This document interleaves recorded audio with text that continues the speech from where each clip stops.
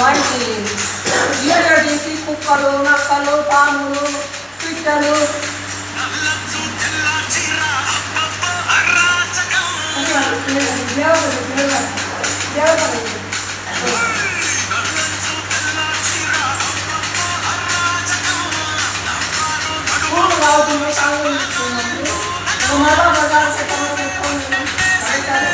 आता फूल कुठालता అది సామాన్కి దండ కావాలి కదా.